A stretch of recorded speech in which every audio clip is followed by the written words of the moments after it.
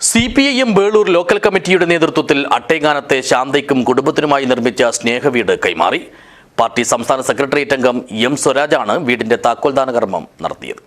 This news sponsored by Immanuel Silks, Kanhangad, Kannur and Thrissur.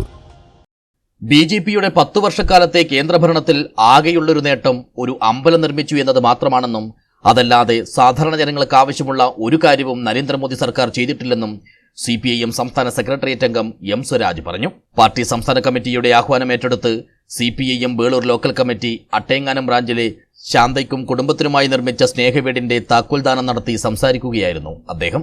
പ്രധാനമന്ത്രിയുടെ നാട്ടിലുള്ളവർക്ക് പ്രാഥമിക ആവശ്യം നിർവഹിക്കണമെങ്കിൽ തീവണ്ടി പോകുന്നത് കാത്തിരിക്കണം. അത്രയും വികസന മുരടിപ്പാണ് BJP ഭരിക്കുന്ന സംസ്ഥാനങ്ങളിലെന്നും എന്നാൽ കേരളത്തിൽ സമ്പൂർണ്ണ പാർപ്പിട പദ്ധതി നടപ്പാക്കുകയാണ് LDF സർക്കാരെന്നും പറഞ്ഞ സ്വരാജ് ലൈഫ് പദ്ധതി ഇന്ത്യക്ക് തന്നെ മാതൃകയാണെന്നും ഇതോടൊപ്പമാണ് CPIMന്റെ നേതൃത്വത്തിൽ സംസ്ഥാനത്താകെ 2000-ലധികം സ്നേഹവീടുകൾ നിർമ്മിച്ചു നൽകുന്നതെന്നും വ്യക്തമാക്കി. കൊല്ലം തോറും ഇന്ത്യയിലെ കുത്തക മുതലാളിമാർക്ക് സൗജന്യം കൊടുക്കുന്നു.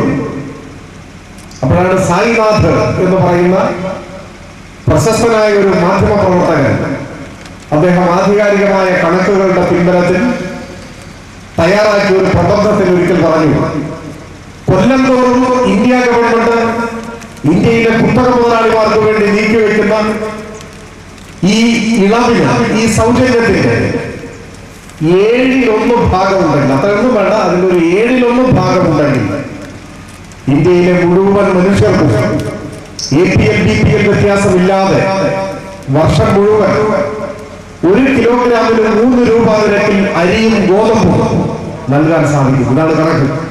ചടങ്ങിൽ CPIM Panathady area secretary Oklav Krishnan അധ്യക്ഷനായി. പാർട്ടി ജില്ലാ കമ്മിറ്റി അംഗങ്ങളായ MV Krishnan, K Rajmohan, DYFI ജില്ലാ president Shalu Mathew, T Koran, U Unnikrishnan, P Damodaran, NE Mohanan എന്നിവർ സംസാരിച്ചു. ലോക്കൽ സെക്രട്ടറി H നാഗേഷ് സ്വാഗതവും B മധുസൂദനൻ നന്ദിയും പറഞ്ഞു. സ്നേഹവീടിന്റെ താക്കോൽദാനത്തോടൊപ്പം അട്ടേങ്ങാനത്ത് പുതുതായി പണിതീർത്ത ബസ് കാത്തിരിപ്പ് കേന്ദ്രത്തിന്റെയും ഓട്ടോ സ്റ്റാൻഡിന്റെയും ഉദ്ഘാടനവും എം സ്വരാജ് നിർവഹിച്ചു. News bureau, Rajapuram.